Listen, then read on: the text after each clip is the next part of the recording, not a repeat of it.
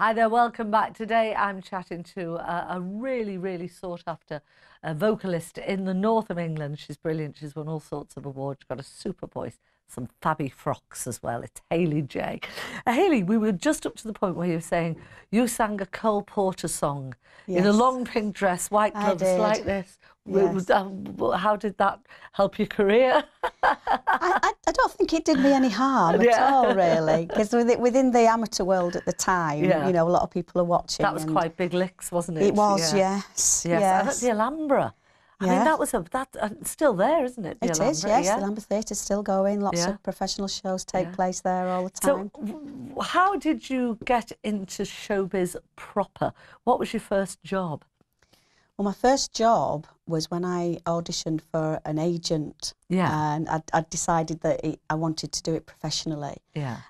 So I basically got some advice I rang a few agents, and they said, right, well, you've got to do a 30-minute slot for us to have a look at you and you know, see what you do. So I went away and sort of did that, and did some sort of private family shows to sort of get myself warmed up a little bit. Stop the knees from shaking. Yes, as well, and sort of, you know, sort of be able to I don't know, just be able to go out there confident that I've done some other sort of with a professional hat on rather than the amateur.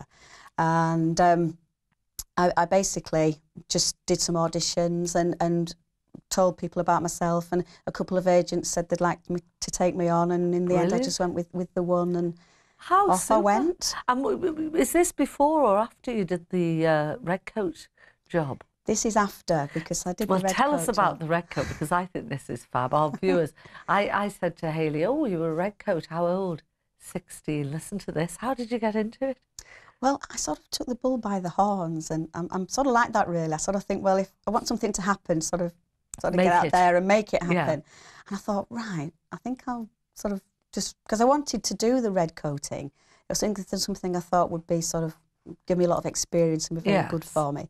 So I basically wrote to the entertainment manager at the Grand Hotel in Scarborough, and said, "Hello, you know what? I'm looking to sort of be in the entertainment world. I'd like to be a red coat in the future. What do you have to do? What is it like?" So was the Grand Hotel a base for, is it Butlins? It is Butlins, yes. Right, it still is today. So what did he say? Well, he wrote back and he said, come and do it for a weekend. Oh, how super. So I was amazed. And so I went along for the weekend. They gave me all the uniform, the white pleated skirt, red jacket, and the shirt and scarf. Oh, how lovely. Waistcoat. And all the red coats helped me, and I did all the duties, sort of talking to the people that were staying in the hotel, and you'd sit and have breakfast with them, and when they were queuing up to go into the dining room, we'd all go and have a chat with them and have a bit of a laugh with them, and then in the evening on the Saturday night, because we did it over a weekend, I did the cabaret at night in the hotel, which was the first time I'd ever done anything like that. How did it go down? Very well. And apparently the entertainment manager at the time, he didn't always sort of go upstairs. He didn't spend a lot of time in the sort of main part of the hotel. He just stayed downstairs doing things behind the scenes. But he came up to watch me that night, and he said to me, he said, "I've never seen anybody use that floor like you did." At the age of 16? Yes. How lovely. Now, were you offered a job as a full-time red coat? Yes, he said, when you're 18, when you're old enough, you can come back and be a red coat if you want to do. And did you? I didn't. Well, I went off being a mum and family and things like that. Can you remember that man's name?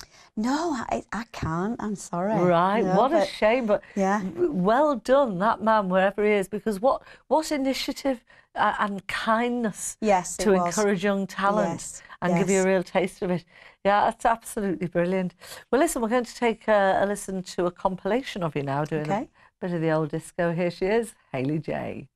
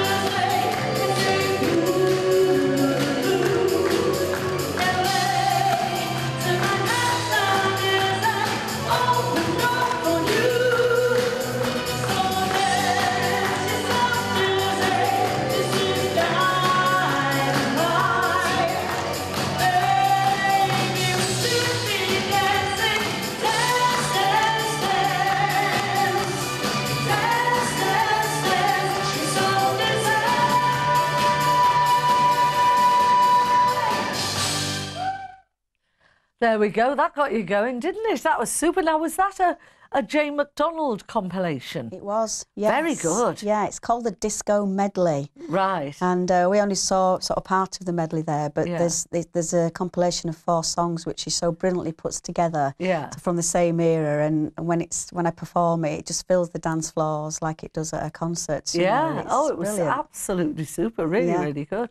Now, let's get on to how you got from, I mean, you had the world at your feet and you were going to be a red coat, and then you chose the love of a sailor boy. I did. And you had a little boy. Yes. All very happy and very lovely, and you went to live in Plymouth.